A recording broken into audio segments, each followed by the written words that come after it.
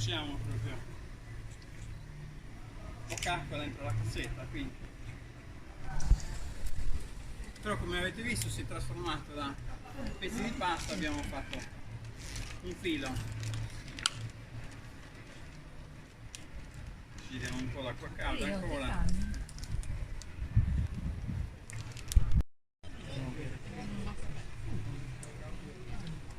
Tra l'altro facciamo anche abbigliamento intimo.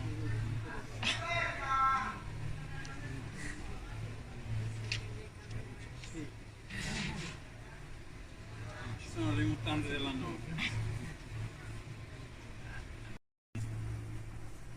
Facciamo la matassa. Poi iniziamo a lavorarla con le mani.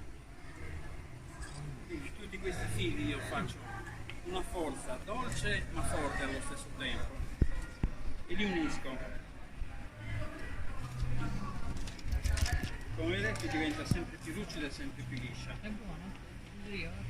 E sembra che non stia facendo alcuno sforzo io, ma con le mani io sto spingendo.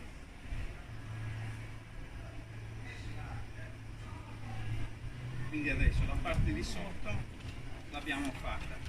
Adesso giriamo la parte di sotto. Quindi facciamo una piccola lavorazione così. Poi per incollare le parti interne, come colla usiamo l'acqua calda, che questa è più calda.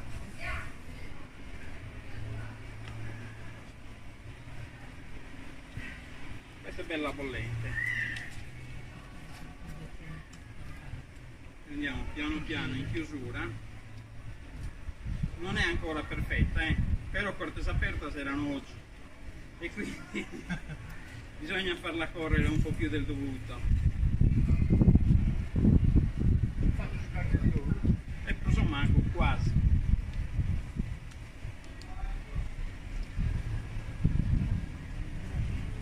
Poi ci sono diverse tecniche, io uso questa tecnica perché praticamente il pezzo che prendo in mano lo finisco, quindi chiudo con le mani. Altri invece tirano e poi tagliano e fanno la testa col taglio. Ecco, questa è fatta adesso. Quindi questa è da mettere in salamoia.